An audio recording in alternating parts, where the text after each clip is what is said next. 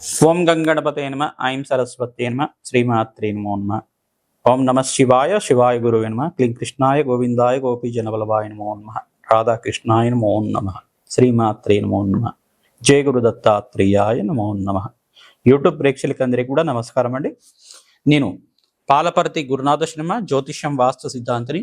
మీకంతా కూడా గోచార ఫలితాలంతా కూడా విశ్లేషణ చేయడం జరుగుతుంది. ప్రధానంగా చూసుకుంటే ఈ యొక్క విశ్వవసనామ సంవత్సరంలో ప్రధానంగా గృహయోగం సిద్ధించాలి, తీరని కలగా ఉండే గృహయోగము, స్వగృహయోగం అంతా కూడా సిద్ధించాలి అని చెప్పేసి అంటే కనుక మేషాది ద్వాదశ రాశుల వాళ్ళకి ఏ గ్రహాల యొక్క కారకత్వంగా మీకు అంతా కూడా శీఘ్రంగా గృహయోగం సిద్ధించడానికి అవకాశం ఉంటుందో తెలుసుకోవడం జరుగుతుంది.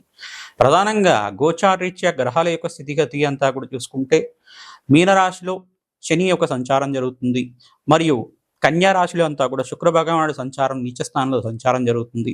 ఇక్కడ తులారాశిలో అంతా కూడా సూర్య బుధ అంగారక కలియుగతోటి త్రిగ్రహ కూటమి అంతా కూడా సంచారం జరుగుతుంది. రాహు అంతా కూడా కుంభరాశిలో సంచారం, కేతు అంతా కూడా చూసుకుంటే ఈ యొక్క సింహరాశిలో సంచారం జరుగుతుంది. బృహస్పతి అంతా కూడా అక్టోబర్ 18, 19 తారీఖులో అంతా కూడా కర్కాటక రాశిలో ప్రవేశం చేస్తున్నారు. ఉచ్చస్థానంలో సంచారం చేయడం, అతిచారంలో మార్పు అనేది జరుగుతుంది. బృహస్పతి మార్పు అంతా కూడా అతిచారంలో మార్పు జరగడం వల్ల 48 రోజుల వరకు అతిచారంలో కర్కాటక రాశిలో ప్రవేశం చేసి 48 రోజుల దాకా కర్కాటక రాశిలో అంతా కూడా సంచారం చేస్తారు. మరియు డిసెంబర్ 5, 6 తారీఖులో అంతా కూడా మరి తిరోగమనం అంతా కూడా జరగడం జరుగుతుంది. మళ్ళీ 6 నెలల వరకు అంతా కూడా ఈ యొక్క స్థిరంగా అంతా కూడా రాశిలో సంచారం చేయడం, మిథున రాశిలో సంచారం చేయడం జరుగుతుంది. ఈ యొక్క సంచారం అంతా కూడా చూసుకుంటే బృహస్పతి మార్పు విశేషంగా జరుగుతుంది. మరియు శనిశ్వరుడు యొక్క దశమ దృష్టి అంతా కూడా ధనుసు రాశి మీద పడడం, మరియు ఇక్కడ త్రిపాద దృష్టి అనేది ఉంటుంది, 3వ రాశి మీద అనేది పడడం జరుగుతుంది. మీనరాశి నుంచి 3వ రాశిలో అంతా కూడా సంచారం, ఈ యొక్క దృష్టి అంతా కూడా జరుగుతుంది. ఈ యొక్క గ్రహాల యొక్క స్థితి అంతా కూడా ఈ రకంగా ఉంది. ప్రధానంగా చూసుకుంటే ఈ యొక్క స్థిర ఆస్తి, భూమి యోగం కానీ, ఈ యొక్క స్థిర ఐశ్వర్యం సిద్ధించడానికి, స్థిరంగా మీకంతా కూడా గృహయోగం సిద్ధించడానికి, తీరని కలగా ఉండే అందరికీ మానవులకంతా కూడా తీరని కలగా మంచి స్వగృహంలో నివాసంగా ఉండాలి, మంచి సొంతిల్లు అనేది ఉండాలి. సొంతిల్లు ఎప్పుడు లభిస్తుంది, ఏ దశలో లభిస్తుంది అనేది తెలుసుకోవడం జరుగుతుంది. లగ్న ప్రకారంగా చూసుకుంటే లగ్న చక్రవశాత్తు ఈ యొక్క జాతకాన్ని పరిశీలన చేసుకోవడం జరుగుతుంది. మీనరాశి జాతకులకి స్వగృహయోగం సిద్ధించడానికి ఎటువంటి పరిష్కారాలు ఆచరించాలి, గోచారీత్యా ఎటువంటి దోషం అంతా కూడా ఉంటుంది, ఎటువంటి పరిష్కారాలు ఆచరించాలి, జన్మజాతకంలో ఎటువంటి స్థానాలకంతా కూడా గృహయోగానికి కారణం అవుతుందో తెలుసుకుంటున్నాం. పరిష్కారం అంతా కూడా చెప్పడం జరుగుతుంది. ప్రధానంగా మీనరాశి జాతకులు కానీ, మీన లగ్న జాతకులు కానీ, రాశి తెలిసి ఉంటే రాశి చూసుకోండి, లగ్నం తెలిసి ఉంటే కనుక లగ్నాన్ని చూసుకోండి.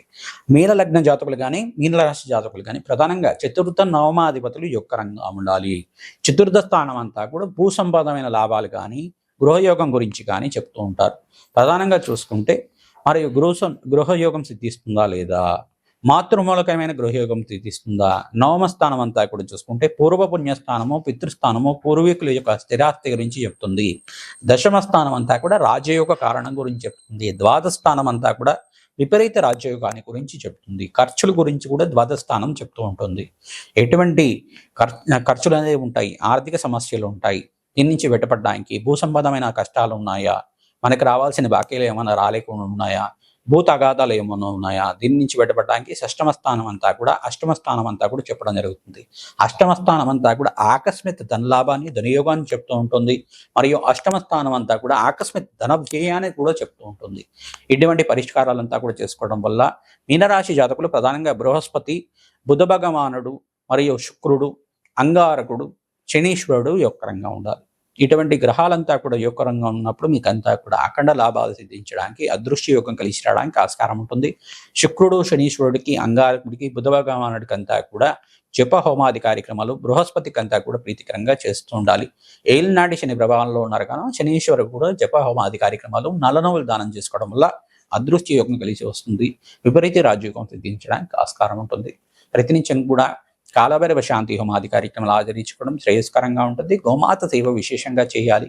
గోమాతకి బొబ్బర్లు, శనగలు, ఈ యొక్క ఉలువలు అంతా కూడా నానబెట్టి, ఈ యొక్క కందులు కూడా నానబెట్టి గోమాతకు అంతా కూడా తరచూ సమర్పిస్తుంటే కనుక నానబెట్టినవన్నీ కూడా గోమాతకు సమర్పించడం, గోమాత పూజ చేసుకోవడం, గోమాతకు అంతా కూడా పసుపు కుంకుమ గంధంతో అలంకరణ చేసి పుష్టభాగం దగ్గర అంతా కూడా నమస్కారం చేసుకోవడం, 21 ప్రదక్షిణాలు కానీ, 24 ప్రదక్షిణాలు కానీ, 27 ప్రదక్షిణలు కానీ, 108 ప్రదక్షిణలు కానీ ప్రతినిత్యం కూడా గోమాతకి ప్రదక్షిణాలు చేసి నమస్కారం చేసుకోవడం అదృశ్య యొక్క కారణం అవుతుంది. అఖండ లాభాలు సిద్ధించడానికి ఆస్కారం ఉంటుంది. రావి చెట్టుకి, వేప చెట్టుకి అంతా కూడా ప్రతినిత్యం కూడా ప్రదక్షిణాలు ఆచరించాలి. ఆవనే దీపారాధన ప్రతినిత్యం కూడా రావి చెట్టు దగ్గర పెడుతూ ఉండాలి. ప్రదోష కాలంలో పెట్టడం వల్ల అదృశ్య యొక్క కలిసి వస్తుంది. అఖండ ధనలాభాలు సిద్ధించడానికి ఆస్కారం ఉంటుంది. మహాలక్ష్మీదేవి యొక్క చరిత్రనంతా కూడా పారాయణం చేసుకోవాలి. ప్రధానంగా వెంకటేశ్వర స్వామి కళ్యాణాన్ని ఆచరించుకోవడం వల్ల శీఘ్ర ధనయోగాలు సిద్ధించడానికి ఆస్కారం ఉంటుంది. ఏలినాటి శని ప్రభావం నుంచి బయటపడతారు. రాష్ట్రాధిపతి ఉచ్చస్థానంలో సంచారం జరుగుతుంది గాన అఖండ లాభాలు సిద్ధించడానికి ఆస్కారం ఉంటుంది. అదృష్టి యోగం కలిసి వస్తుంది. బృహస్పతి మార్పు అంతా కూడా అతిచారంలో ఉచ్చస్థానంలో మార్పు జరుగుతుంది. అదృష్టి యోగం కలిసి రావడానికి పంచమ స్థానంలో బృహస్పతి యోగం అంతా కూడా మంచి శుభకార్యాలు జరగడానికి, గృహయోగం సిద్ధించడానికి, వివాహాది శుభకార్యాలు జరగడానికి ఆస్కారం ఉంటుంది. ప్రతినిత్యం కూడా మీరంతా కూడా కాలభైరవ స్వామి దేవాలయంలో కూష్మాండ దీపాన్ని వెలిగిస్తూ ఉండాలి. అష్టమి నవమి తిథుల్లో కానీ, ఏకాదశి తిథుల్లో కానీ, పౌర్ణమి లేదా అమావాస్య తిథుల్లో కానీ మీరు దేవాలయ ప్రాంగణంలో ప్రదోష కాలంలో అంతా కూడా ఈ కూష్మాండ దీపాన్ని, ఉప్పు దీపాన్ని అంతా కూడా వెలిగించడం వల్ల అదృష్టి యోగం కలిసి రావడానికి ఆస్కారం ఉంటుంది. ఆర్థిక సమస్యల నుంచి కానీ, ఈ యొక్క రుణ బాధల నుంచి కానీ, ఈ యొక్క అప్పుల బాధల నుంచి కానీ బయటపడడానికి, ఆకస్మిక ధనయోగం సిద్ధించడానికి, అష్టేశ్వరి యోగం సిద్ధించడానికి ఈ పరిష్కారం అంతా కూడా యోగకరంగా ఉంటుంది. ప్రధానంగా అగ్నికి నవధాన్యాలు సమర్పిస్తుండడం, అగ్నికి తెల్ల ఆవాలు సమర్పిస్తుండడం వల్ల అదృష్టి యోగం సిద్ధిస్తుంది. ఓం హ్రీం మనదీపేశ్వర్యే నమః. ఓం హ్రీం మనదీపేశ్వర్యే నమః. ఓం హ్రీం మనదీపేశ్వర్యే నమః నామాన్ని ప్రతినిత్యం కూడా పారాయణం చేసుకోవాలి. జప అనుష్ఠానాలు చేస్తూ ఉండాలి. అదృష్టి యోగం కలిసి వస్తుంది. ఆ మణదీపేశ్వరి వర్ణన అంతా కూడా చదువుకోవాలి. మణదీపంలో ఆ భువనేశ్వరి అంతా కూడా ఏ రకంగా స్థిర నివాసంగా ఉంటుంది, ఏ అవతారంలో ఉంటుంది, ఏ దేవతలంతా కూడా ఆ యొక్క మణదీపేశ్వరికి అంతా కూడా ఉపచారాలు చేస్తూ ఉంటారు, సేవలు చేస్తూ ఉంటారు.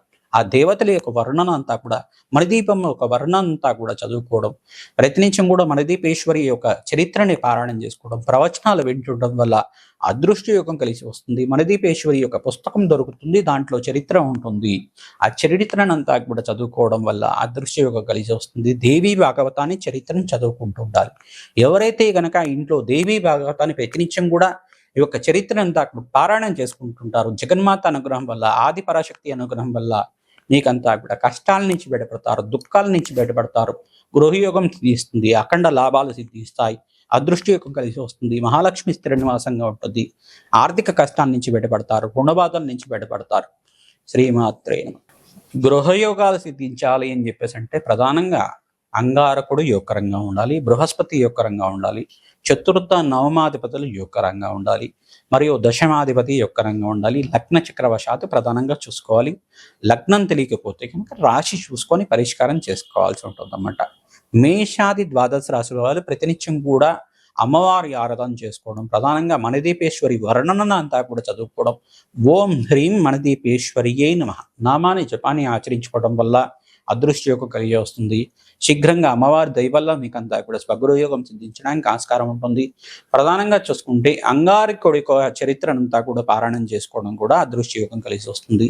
ప్రధానంగా దత్తాత్రేయ చరిత్రనంతా కూడా పారాయణం చేసుకోవడం వల్ల గురు కటాక్షం వల్ల మీకు అంతా కూడా యోగకరంగా ఉంటుంది. అంగారకుడు, బృహస్పతి, శుక్రుడంతా కూడా యోగకరంగా ఉండాలి. శుక్రుడంతా కూడా చూసుకుంటే భోగభాగ్యానికి కారణమవుతాడు, రాజ్యయోగానికి కారణమవుతాడు, విలాసవంతమైన జీవితానికి కారణమవుతాడు. ప్రధానంగా ఈ స్థానాలంతా కూడా మంచిగా ఉండాలి. ప్రధానంగా ధనకారకుడైన యోగకరంగా ఉండాలి. ప్రధానంగా ద్వాదశ స్థానం కూడా కొంతమంది చూస్తూ ఉంటారు. జాతకరీత్యా ద్వాదశ స్థానం ఏమని చెప్తుంది? భోగభాగ్యమైన సుఖవంతమైన జీవితం గురించి, ఈ యొక్క రాజ్య సంపదల గురించి, విలాసవంతమైన జీవితం గురించి, రిచ్ లైఫ్ గురించి చెప్తూ ఉంటుంది అన్నమాట. ద్వాదశ స్థానాల్లో కూడా మీకు ఖర్చుల గురించి చెప్తూనే విపరీత రాజయోగానికి గురించి కూడా చెప్తూ ఉంటుంది. ఈ స్థానాల్లో గనక మంచి గ్రహాలు ఉంటే జన్మజాతకంలో కనుక గోచారీత్య కూడా ఆ గ్రహాలు కూడా అనుకూలత ఉండాలి. దశానాథుడు అనుకూలత ఉండాలి. ఏ మహర్దశ నడుస్తుంది, ఆ దశలో అంతర్దశ ఏం నడుస్తుంది, విదశలో ఏం నడుస్తుంది, ఆ దశనాథుడు అంతా కూడా ఈ స్థానాలకి సంబంధించే ఉండాలన్నమాట. ఇదొకటే కాకుండా జన్మజాతకంలోనే కాకుండా హస్త సాముద్రికంలో కూడా చూసుకోవాల్సి ఉంటుంది. హస్త సాముద్రికంలో కూడా ధనయోగాలు ఏ రకంగా ఉన్నాయి, ఏ గ్రహాలు ఈ యొక్క యొక్కరంగా ఉన్నాయి మీకంతా కూడా ఆ హస్త సాముద్రికంలో కూడా మనకు తెలుస్తుంది అన్నమాట. జాతకం అనేది కాకుండా హస్త సాముద్రికంలో కూడా కంపారిజన్ చేసుకోవాల్సి ఉంటుంది. హస్త సాముద్రికంలో కూడా గ్రహాల యొక్క స్థితిగతి ఏ రకంగా ఉంది, అదృష్టి యోగం కలిసి రావడానికి ఏ రకంగా వస్తుంది, ప్రతినిత్యం కూడా మీరు చూసుకోవాల్సింది ఏంటిదంటే ఈ యొక్క గ్రహస్థితి అంతా కూడా మెరుక్కోవడానికి ఎటువంటి పరిష్కారాలు ఆచరించాలి, శీఘ్రంగా తీరని కలగా ఉండే స్వగృహయోగం సొంత ఇంటి కళ అంతా కూడా నెరవేరడానికి ఏం పరిష్కారం చేసుకోవాలి అనేది జన్మజాతకాన్ని చూపించుకొని పరిష్కారం చేసుకోవడం వల్ల అఖండ లాభాలు సిద్ధించడానికి ఆస్కారం ఉంటుంది.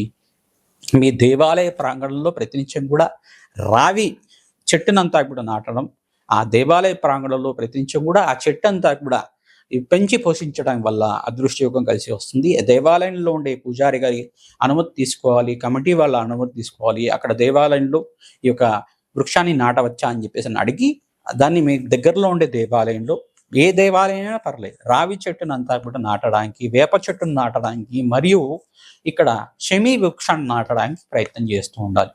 ఈ వృక్షాలంతా కూడా దేవతా వృక్షాలు. దేవతా వృక్షాలను నాటడం వల్ల అదృష్టయోగం కలిసి వస్తుంది, అఖండ లాభాలు సిద్ధించడానికి ఆస్కారం ఉంటుంది. ఎవరైతే కనుక ఈ దేవతా వృక్షాలకి ప్రతినిత్యం కూడా పూజ చేస్తూ ఉంటారో మీకంతా కూడా అఖండ లాభాలు సిద్ధించడానికి, ఆకస్మిక ధన లాభం కలగడానికి, అదృష్టయోగం కలగడానికి, ప్రధానంగా వంశాభివృద్ధి శీఘ్రంగా కలగడానికి, సంతాన యోగం సిద్ధించడానికి, గృహయోగం సిద్ధించడానికి ఆస్కారం ఉంటుంది.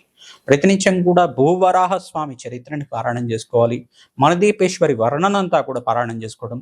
ఓం హ్రీం మణదీపేశ్వరియే నమః, ఓం హ్రీం మణదీపేశ్వరియే నమః నామాన్ని జపాన్ని ఆచరించుకోవడం అదృశ్య యోగానికి కలిసి వస్తుంది. మేషాది ద్వాదశ రాశి వాళ్ళు ఈ పరిష్కారాన్ని ఆచరించండి.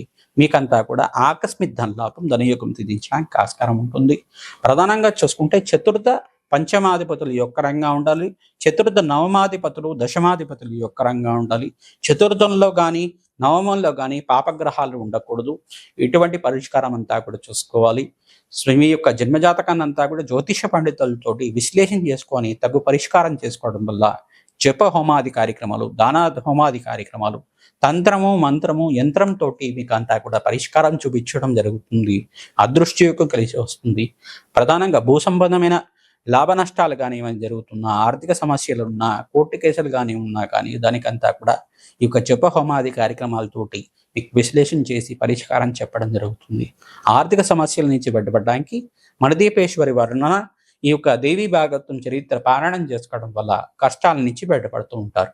మణదీపేశ్వరి వర్ణన అంతా కూడా ప్రవచనాలలాగా ఉంటాయి. ఆ ప్రవచనాలంతా కూడా వినడం వల్ల మీకు అదృష్టయోగం కలిసి వస్తుంది. మణదీపేశ్వరి భువనేశ్వరి రూపంలో ఏ రకంగా స్థిర నివాసంగా ఉంటుంది, మీకంతా కూడా ఏ దేవతలంతా కూడా మణదీపేశ్వరి యొక్క పీఠంలో అంతా కూడా ఉంటారు.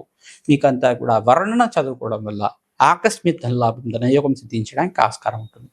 ప్రతినిత్యం కూడా దత్తాత్రేయ స్వామి వారి ఆరాధన, మహాలక్ష్మి ఆరాధన చేసుకోవడం, పరమేశ్వరుడు ఆరాధన విశేషంగా తీసుకోవడం వల్ల చెరుకు రసంతో పరమేశ్వరుడికి అభిషేక హోమాది కార్యక్రమాలు ఆచరించుకోవడం, చెరుకు రసంతో మరియు ద్రాక్ష రసంతో, దానిమ్మ రసంతో అభిషేకాది కార్యక్రమాలు పరమేశ్వరుడికి అంతా కూడా ప్రదోష కాలంలో చేసుకోవడం వల్ల గృహయోగం సిద్ధిస్తుంది, అదృష్టయోగం కలిసి వస్తుంది. ఆవు పాలతో చేసిన పెరుగన్నంతో హోమాది కార్యక్రమాలు శ్రీసూక్త విధానంగా చేసుకోవడం వల్ల శీఘ్రంగా గృహయోగం సిద్ధిస్తుంది, అష్టేశ్వర ప్రాప్తి కలుగుతుంది. ప్రతినిత్యం కూడా మంగళవారం, గురువారం, శుక్రవారం రోజున మహాలక్ష్మీదేవి ఆరాధన చేయడం, ఖడ్గమాల స్తోత్ర పఠనం చేసుకోవడం మరియు ఆవు పాలు చేసిన బెల్లం పరవాణాన్ని నివేదన చేయడం వల్ల గృహయోగం సిద్ధిస్తుంది, అదృష్టమైన గురు కటాక్షం లభిస్తుంది. మీకంతా కూడా మహాలక్ష్మి అనుగ్రహం వల్ల స్థిరలక్ష్మి స్థిర నివాసంగా ఉంటుంది. మహాలక్ష్మి స్థిర నివాసంగా ఉండడానికి పరిష్కారం అంతా కూడా యొక్కరంగా ఉంటుంది. తామర పూలతోటి, మల్లె పూలతోటి, తులసి మాలతోటి ఈ యొక్క మహాలక్ష్మి ఆరాధన అంతా కూడా విశేషంగా చేసుకుంటూ ఉండాలి. అఖండమైన లక్ష్మీ కటాక్షం లభిస్తూ ఉంటుంది. శ్రీమాత్రేమ.